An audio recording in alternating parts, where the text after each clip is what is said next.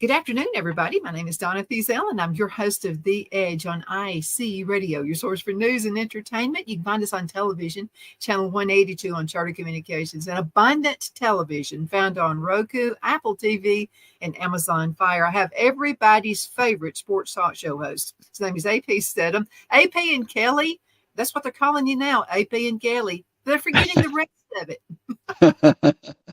Well, at least they remember the beginning part, Donna. That's the most important, right? They're searching us out, so that's great. We really appreciate it.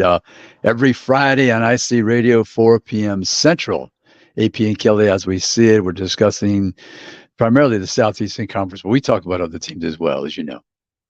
Absolutely. Well, AP, we have a lot of texts and emails from folks who are wondering why there's a lot of weird upsets that happened this past weekend in football.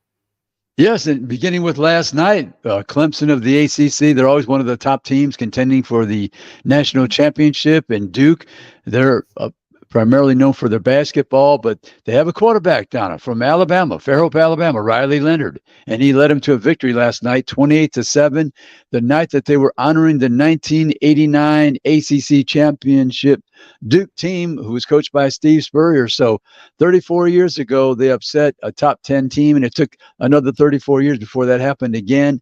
And so Duke had a fabulous victory, 28-7. They had almost 200 yards rushing down at 199-98 by the quarterback Riley Leonard from Fairhope, Alabama. So Duke is looking forward to a big season. They have a chance down to maybe become 4-0 with Notre Dame, I think, visiting in week 5. Mm-hmm. Absolutely. I mean, we lived in North Carolina for a long time, and it was Clemson, Duke, or North Carolina, Duke. I mean, it was over and over again, but you're right about basketball. They've dominated basketball forever. Yeah, the basketball. So Clemson now, they have to regroup. They have talent. They have 50 plus, let's say 4-star and above players. Duke had, I think, 2. Most of their players are 3 stars and below. And so that was quite an upset. It certainly was, especially by 3 touchdowns. It wasn't a last-second field goal or an ending play that scored a touchdown. It was by 3 touchdowns. And there were a lot of quirky things that happened, some fumbles near the goal line by Clemson and missed field goals and blocked field goals. And but Duke earned that victory against the Clemson Tigers. So that was one of the interesting games outside the SEC. But in the SEC, you had the big teams. Alabama scored a lot of points in one. Auburn scored a lot of points in one. Tennessee beat Virginia of the ACC in Nashville at the neutral site, 49-13. Georgia won big. LSU, a slight upset there. They were a couple points favorite, Donna.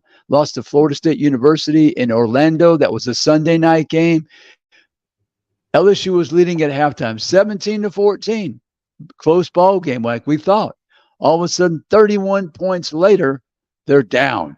And it ended up 45-24. Florida State, very impressive. Their quarterback, Jordan Travis. They have big receivers, Johnny Wilson at 6'7". And they have Keon Coleman at 6'4", transfer from Michigan State. He had over 100 yards, 3 touchdowns in his debut as a Florida State Seminole. Johnny Wilson, the 6'7" receiver, had over 100 yards as well. Running backs looked solid. The transfer, Bell, was a tight end from South Carolina. He carried the ball some. The defensive line was very aggressive and active. So impressive, Donna, I thought, was that defensive line for Florida State. That number 44 in the middle, he disrupted and blew up plays the entire ball game. So Florida State, they were aggressive on defense. The quarterback was on fire with his passes, accurate, making the right decisions, moving in the pocket. LSU's quarterback, Jaden Daniels, I thought played fairly well, but he was attacked in the backfield. I mean, they were just getting after him, the defensive line and the defense of Florida State. So he was on the move, and he needed some support. He can't play defense. They gave up 45 points on that side of the ball. So, Don, here's a funny thing. You know that LSU has lost the last 4 opening games? What does that say? that is really strange because they're an excellent program, but they played some tough teams, UCLA, Florida State a couple of times, and I forgot the other opener where they lost. I think it was Mississippi State upset them a few years back as well. So yeah, you have to believe that they realize they're playing excellent teams to open the season, so they're motivated. But those other teams are very good as well. But they can recover. They'll probably have to run the table, I think, the rest of their ball games, but it can be done because there's plenty of talent at LSU offensively. Now, defense, they've got to make some changes. They've got to get better on that side of the football for sure. Yeah, we've seen this happen season after season where someone appears gets an easy schedule to begin with, and then some folks get the harder schedule. In your opinion, which is best? Start out easier or start out harder? I think I want my team motivated throughout the summer and the spring. I want to play a fairly good team. I want to play a fairly good team if I can. But my second option would be the second game being the tougher opponent. We have a warm-up game, iron out some of the kinks and the mistakes that we might make in a first game. So I would opt out for the second game, having a stronger opponent, but I don't mind having that first opponent be very strong. Mm-hmm. I would think so too, because it keeps you rocking and rolling the rest of the season. But Andrea has a really good question. And Andrea's question is this: who actually chooses the teams are going to play? Who sets up the schedule? Yeah, it's the director of athletics. He's the one in consultation probably with the head coach to try to figure out their schedule, because there is a strategy, as you just described, of getting your opponents and matching them up correctly during the course of the season, and how you want to have some balance in your schedule. Yeah, so that's the director of athletics to answer her question. Well, I would think there's a lot to think about when you're choosing, because you've got to think about the strengths and the weaknesses of the players, and you've got to know the weaknesses as well as the strengths. Right. You're trying to size up your roster, Donna. Like I said, in consultation with the coach, and he might say, well, look, we have a younger roster. It's leaning that direction. So we'd rather wait till the second or third game, if possible, till we play the strongest non-conference opponent before we get into the league play. Mm-hmm. Rick wanted to know who your kicker of choice is this season. Right. Yeah, you know how I am about kickers. I mean, Will Reichard's a good, solid kicker at Alabama. I would take Will. He's very good. There's some other ones that in the SEC, but Will's been there a long time now. He chose to come back. He could have left early to play pro ball probably, but I would take Will Reichard. It's his time now to shine. Mm-hmm. And then there's a lot of questions that have been sent about Alabama and Auburn. You know, we're in Alabama-Auburn territory right here, and Tennessee. Yes. But let's talk for a few minutes about Alabama and Auburn. And, of course, it's hard to judge off of one football game, you know, yes, the very beginning of the whole thing. But how do you think those two stand with each other right now? You know, I think both of them had good openers. Jalen Milroe was the choice of quarterback for Nick Saban.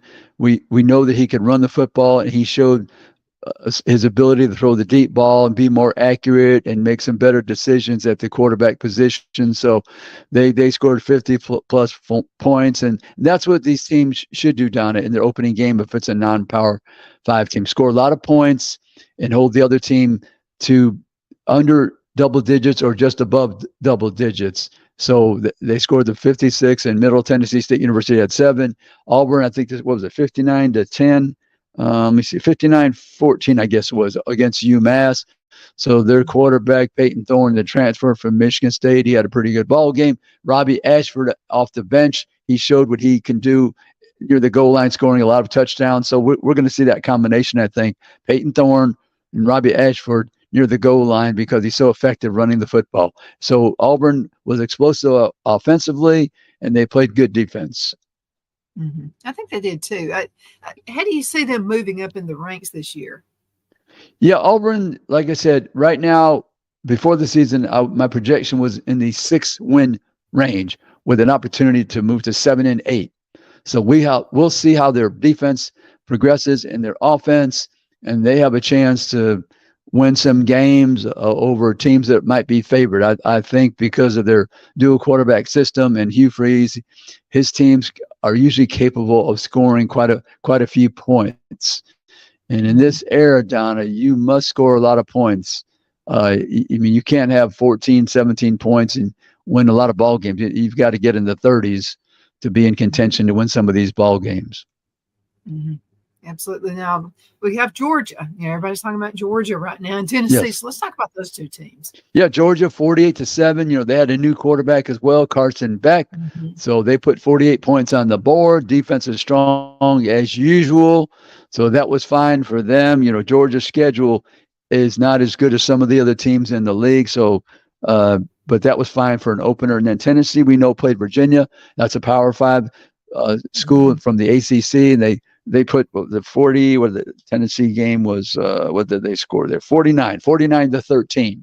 So Joe Milton III, everyone was wondering how he would perform as the starter again. This is his third year at Tennessee. So he threw for over 200 yards. I believe he had a couple of touchdowns running the football as well and a couple of touchdowns throwing. So Tennessee, they're off to a good start. And their next game is going to be against Austin Peay. So they should win that as well. But people are watching closely Joe Milton III, the leader of the team, as the quarterback, the 3-year veteran who's transferred from Michigan. So Tennessee, people are looking for them to be better on defense now, because offensively, Josh Heupel, he has the system. His teams are very capable of scoring a lot of points.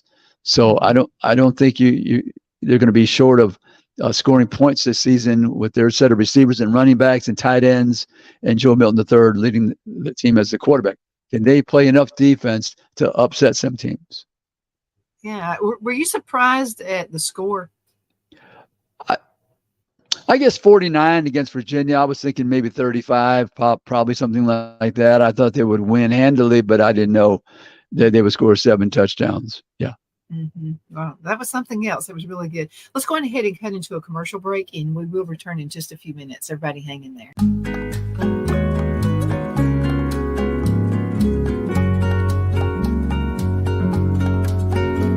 At Lamone's Mexican Restaurant, located in Henniger, Alabama, and voted Best Mexican Restaurant of DeKalb County, Alabama 2020, we're here to serve you with authentic Mexican cuisine. Order easily online by going to lamonsmex.com or call 256-657-3999 to place your order. We're open Sunday through Thursday, 11 a.m. to 9 p.m. and Friday and Saturday, 11 a.m. to 10 p.m. Whether you're celebrating a cozy date night for 2 or a celebration for a crowd, at Lamone's you'll love our atmosphere and friendly servers. Thank you for dining with Lamone's Mexican Restaurant.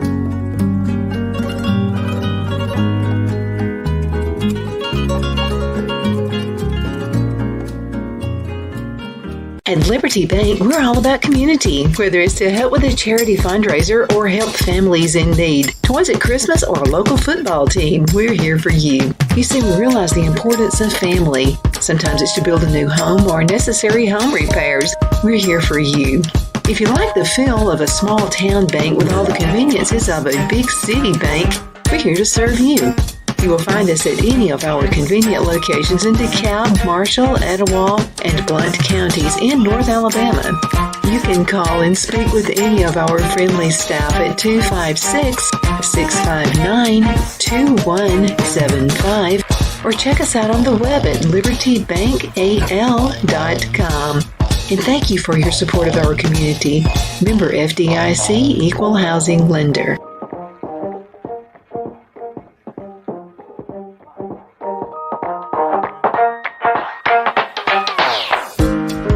Let Rhonda at Rhonda's Elite Tax LLC take the burden off you for all your tax needs. I know because Rhonda has been taking care of my business since 2013. I feel Rhonda works for me because she knows the direct questions to ask to better benefit my unique business in order for me to get back the biggest refund possible. Rhonda is an ongoing student, and she knows tax laws are in a constant change every year. Call 256-281-9903 for an appointment to take the dread out of getting your taxes done. Rhonda is located at 11968 U.S. Highway 431 in Boaz.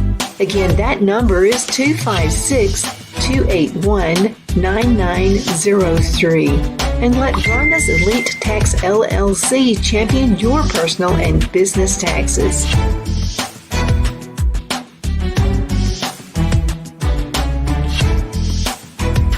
Jeff McCurdy of the McCurdy Law Firm has been a public service of this area for over 10 years. McCurdy, a member of the Henniger City Council, serves as prosecutor for the town of Sylvania and was named public defender for the city of Rainsville. The McCurdy Law Firm is located at 17326 Alabama Highway 75 in Henniger to better represent his Jackson and DeKalb County clients. If you need to be represented by a true public servant with proven success, call Jeff at 256-996-8701 or send a private email to mccurdylawfirm@gmail.com. No representation is made that the legal services performed is greater than the legal services performed by other lawyers.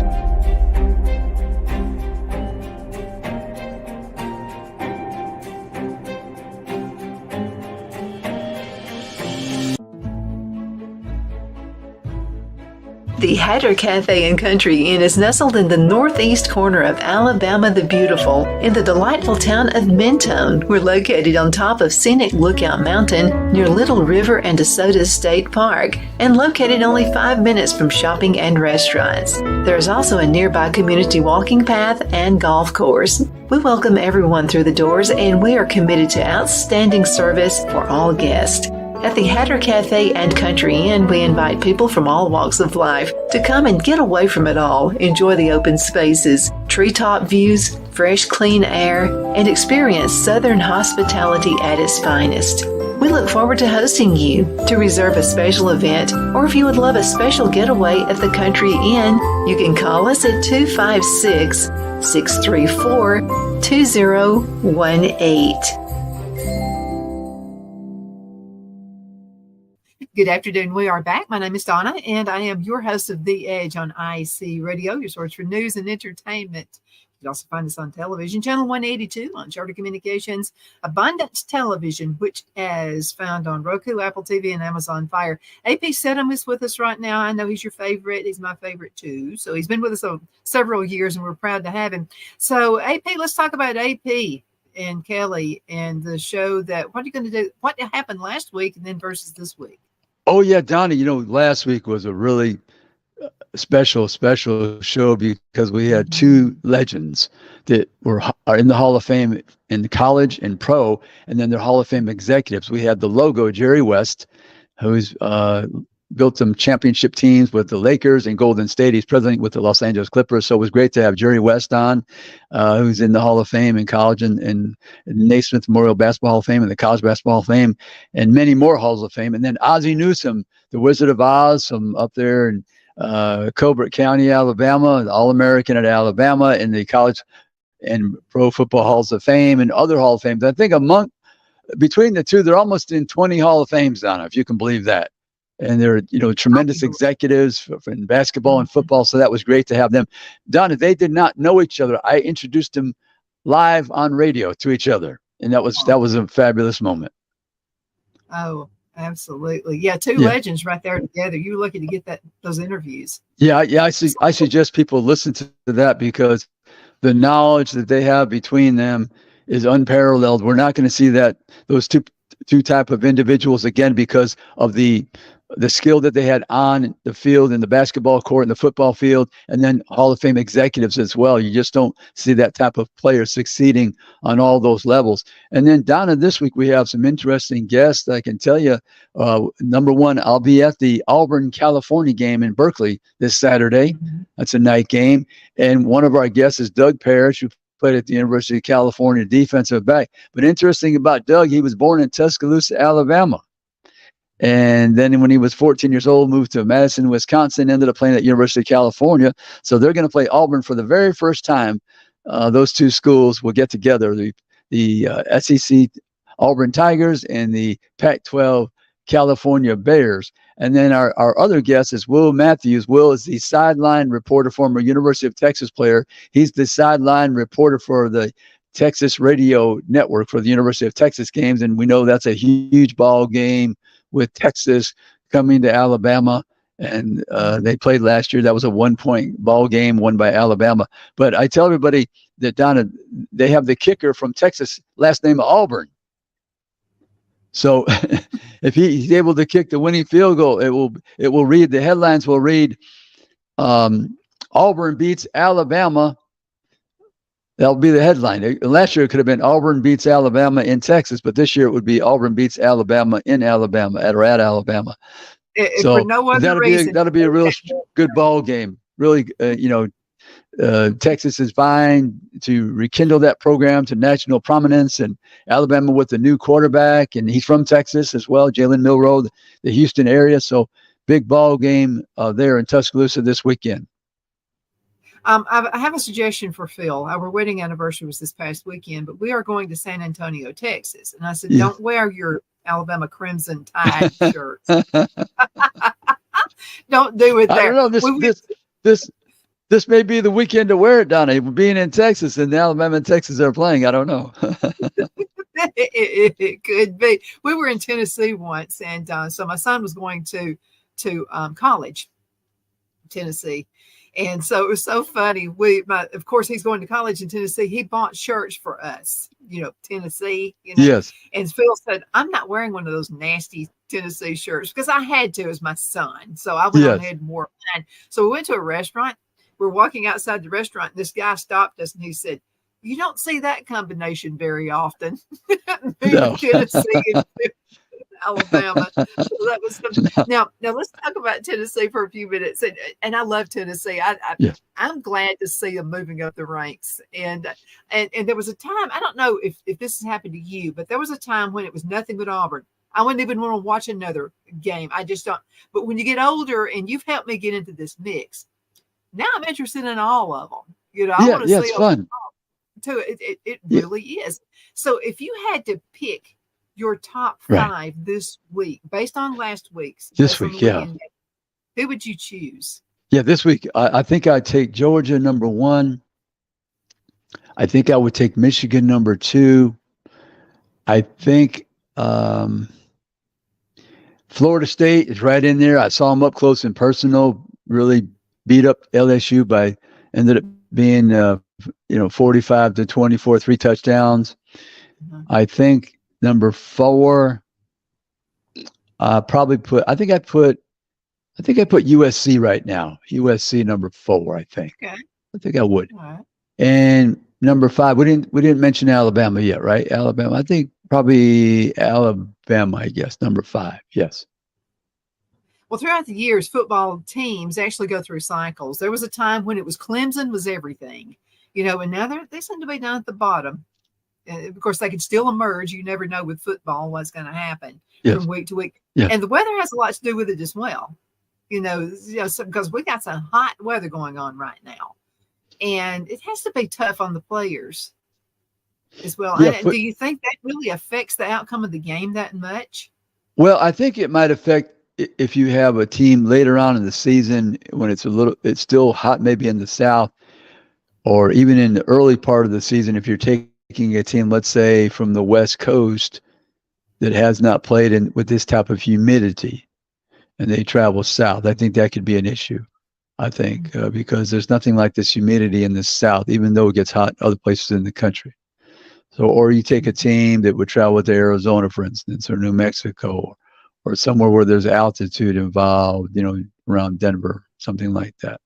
But yeah, the weather can play a factor, and coaches, they're always anticipating any issue that might be needed to be addressed for the football team. Yes. Yeah, I mean, I've seen it back in the day, back in the 70s when I was growing up. you would see the guys slipping and sliding and you in the rain. I mean, I'm not saying we were tougher back then. I'm just saying you dealt with what you had. Yeah, nowadays, Donna, they won't call the game unless if there's lightning. Of course, that's an immediate clear the field, clear the stadium. Uh, Snow, I've seen them play in snow and the rain and the cold. So really, any type of bad weather, it would have to include the lightning or some type of tornado or hurricane, of course. Yeah. Mm-hmm. And hurricane season seems to be coming on a little bit stronger this year. Right. And you never know about the weather. We may not have another one. It just seems like they're happening a little bit earlier this year than normal. Yeah. They had some issues down in Florida. There was some wind down there when I was traveling down. I could see all the trees were uprooted and on the ground. So there was some significant wind down in Florida, but it held off. It was a couple of days before they played that LSU versus Florida State game in Orlando. Mm-hmm. Yeah. Who is your Cinderella team at this point? Yeah, Cinderella team. That's a good question. I'm thinking, and we'll try to categorize this down. We'll look at Cinderella as somebody being below, let's say, the top 10. So right now, I would say if I had to pick a Cinderella team just around the country, I'm thinking maybe a Penn State, maybe somebody like them. Well, let me ask you this question. Did you say Say that again, Donna? Okay, so why would you choose Penn State?